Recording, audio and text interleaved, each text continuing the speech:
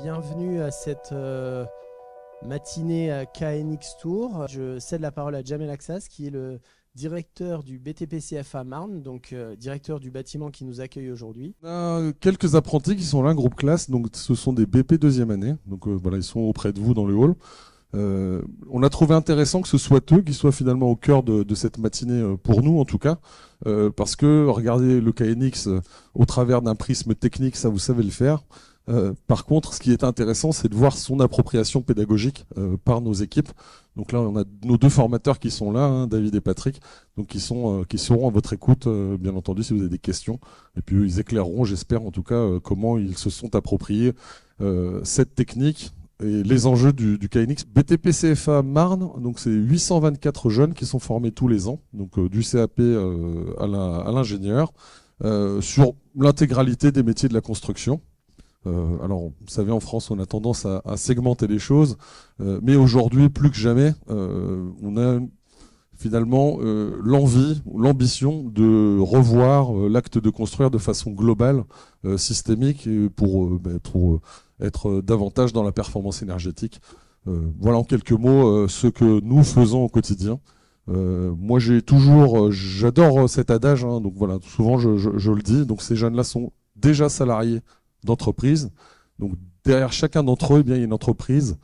Et ça, c'est notre fierté, c'est notre richesse, et on est là pour les accompagner vers la réussite et puis former les jeunes qui demain seront aux commandes des entreprises françaises. Loïc-Xavier Forest, secrétaire général de la FFB Grand Est, va nous dire un petit mot d'accueil. Merci Benjamin. Bonjour à tous, merci à KNX France de poser ses valises à Reims, le temps d'une grosse matinée, d'un début d'après-midi. Là, vous avez devant vous un peu l'écosystème de la Fédération française du bâtiment Marne et Grand Est, avec des organismes de formation. Donc on est à BTP CFA, on a le lycée François Arago, là que je vois, on a le CESI, on avait l'école d'ingénieurs IT-BTP qui est portée aussi par le CFA. Et puis le professeur Mohamed Lachi qui traînait tout à l'heure, qui est de l'université de Reims et de l'IUT. Bon voilà, tu as un écosystème très très technique et très tourné vers la jeunesse, et ça c'est ce qui est important ici pour nous, pour nos entreprises, parce que à la fois les besoins de recrutement et l'adaptation de nos métiers et de votre formation à la réalité des chantiers, elle est essentielle. Alors le réchauffement climatique est sans conteste un des défis technologiques de notre temps parmi les nombreux secteurs qui contribuent négativement aux émissions de gaz à effet de serre. C'est vrai que le bâtiment est sur le podium. Il représente 40% de la consommation énergétique en France et est responsable de 19% des émissions de gaz à effet de serre, ce qui n'est pas rien. Alors face à cette réalité, il faut agir collectivement, il faut agir en filière, il faut agir avec les gens présents, il faut agir avec la jeunesse. C'est plus facile à dire qu'à faire parce que ça nous oblige à changer nos habitudes et c'est ça qui n'est pas toujours simple, voir nos priorités budgétaires, voir beaucoup de choses. Cependant, le bâtiment peut être un pilier de la transformation écologique.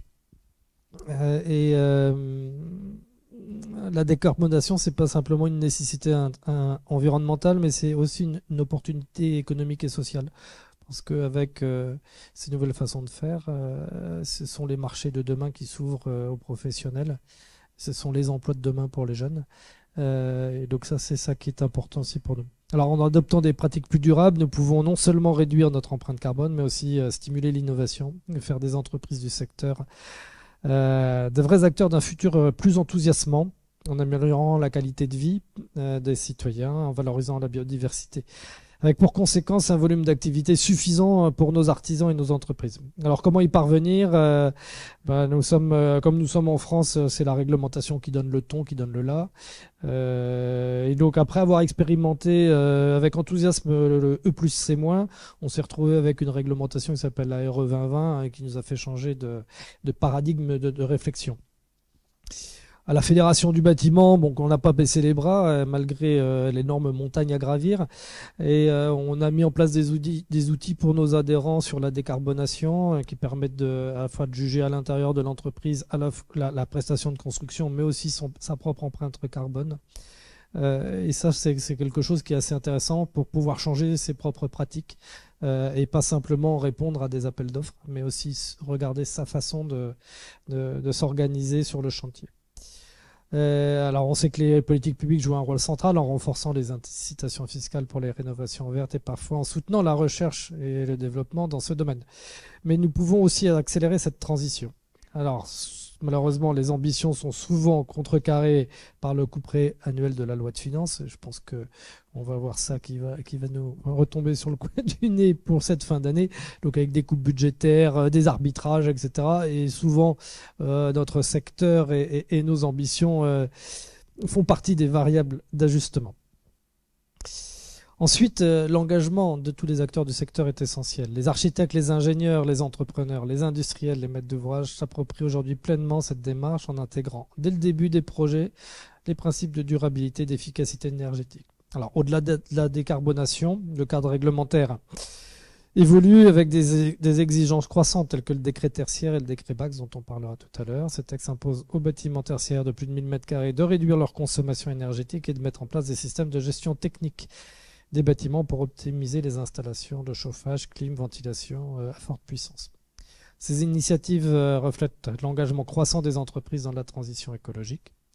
Pour les accompagner et valoriser cet investissement, la FFB a mis au point l'outil bâtisseur responsable qui permet aux entreprises aussi de mesurer leur responsabilité sociétale et environnementale. Alors, la collaboration entre les différents acteurs est la clé pour concevoir des bâtiments qui respectent les exigences environnementales tout en répondant aux besoins des utilisateurs. KNX est l'un des bons vecteurs pour accélérer cette transition et pour sécuriser les acteurs et les performances attendues.